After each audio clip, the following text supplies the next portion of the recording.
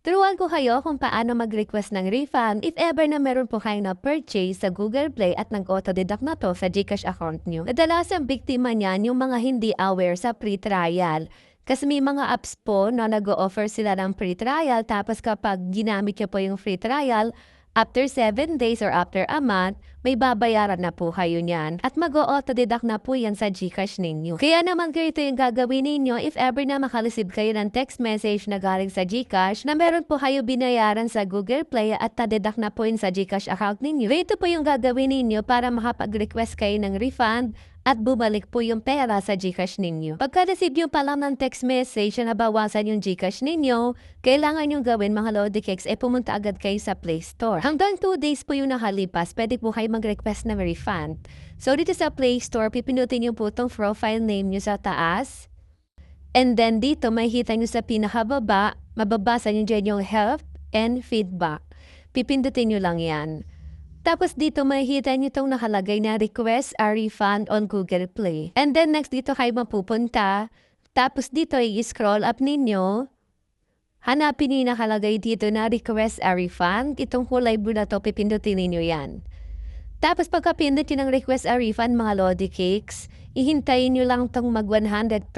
Tapos pag 100% na dito sa pinakababa, pindutin nyo itong finish review. And then after nyan, kailangan mo lang maghintay ng 1 to 4 days bago ma-approve po yung refund request. Pero minsan naman mabilis lang, wala pang 1 oras or 6 na oras, nababalik na agad sa kanila yung dineduct sa GCash. Tapos kapag na-refund na yan, malalaman nyo naman yan kasi mag-i-email sa inyo si Google Play na na-approve po yung refund request ninyo at magte-text po sa inyo si GCash na refunded na po yung dineduct sa inyo. Kaya maghintay po kayo 1 to 4 days.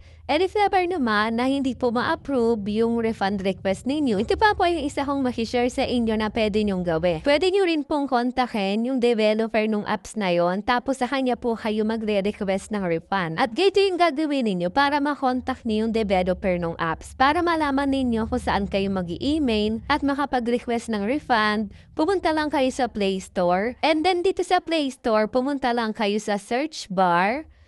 Tapos, i-search nyo dito yung apps na na-purchase ninyo. For example, PixArt. Ayan, for example lang to ha. PixArt po yung na-purchase ko na apps. So, para ma-contact natin yung developer, scroll down nyo dito. Tapos, makikita nyo meron ditong app support. Pipindutin nyo itong arrow down. And then dito, makikita nyo dito yung email. Ag-email na lang kayo dyan regarding po sa refund request ninyo at indicate nyo na lang po yung reason kung bakit po kayo nagre-request ng refund. Tapos mag-attach file kayo ng subscription nyo dun sa apps tapos yung naging payment ninyo. Ganyan. Para makita rin yung reference number, amount and date. At ganito naman para sa mga naka-iPhone dyan, kung meron po kayo na purchase sa App Store, ganito po mag-request ng refund. Pumunta lang kayo sa reportaproblem.apple.com. Ayan, dyan kayo pupunta para mag-request ng refund. And then after nyan mga Lodi Cakes, kailangan nyo lang dito mag-sign in ng inyong Apple account. So sign in muna kayo dyan. Tapos pag nakapag-sign in na kayo ng Apple account nyo, ganito yung makikita ninyo. May babasa kayo dyan nakalagay na what can we help you with? Pipindutin nyo itong arrow down. Tapos ang pipiliin nyo dito, request a refund. And after nyo mapindot yan, dito naman sa baba, nakikita nyo may nakalagay na tell us more. Dito naman yung reason kung ba't kayo magre-refund. Ito yung mga pwede yung pagpilian ng mga reason. Pwedeng I did not mean to buy this. A child minor made purchase without permission. I did not mean to sign up for a subscription. I did not intend to renew a subscription.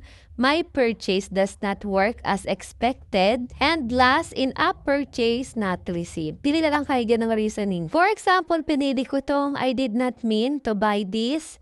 And then, next na gagawin nyo, i-scroll down yung mga Lodi Cakes. Tapos lalabas dito yung na-purchase nyong app.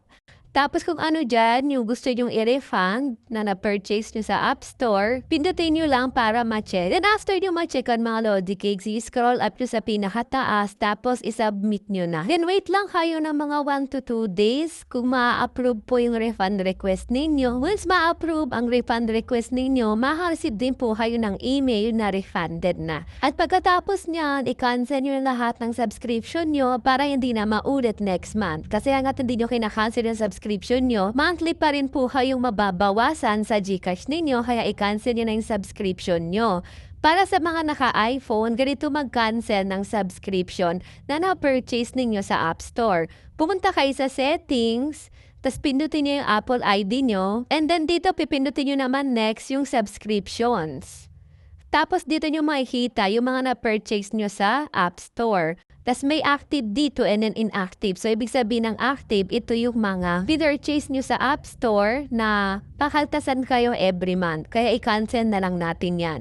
Pindutin nyo lang yung na-purchase nyo. Tapos dito may cancel subscription, pipindutin ninyo. And then confirm cancellation, i-confirm nyo lang. Tas after nyan, canceled na po yung subscription nyo, hindi na yan magkakaltas every month. And then ito, isa pa, ika-cancel ko na din. Tapos, confirm lang ulit.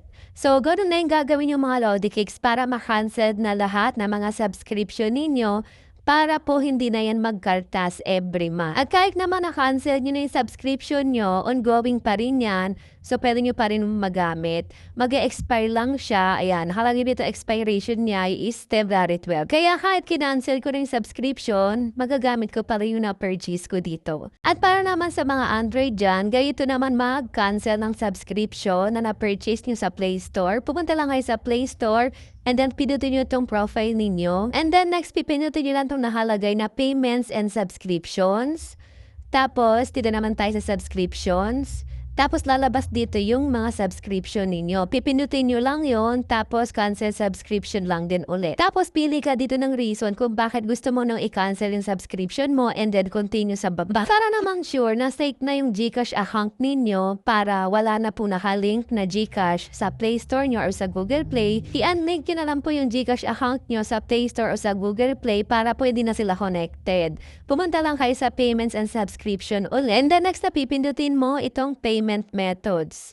Tas after nyan, dito naman tayo sa more payment setting. Tapos makikita nyo dito yung GCash number nyo, pipindutin nyo itong remove. Tapos remove all. After nyan, not connected na po yung GCash ninyo sa inyong Google Play. Kaya safe na po yung GCash ninyo at hindi na po yan mababawasan.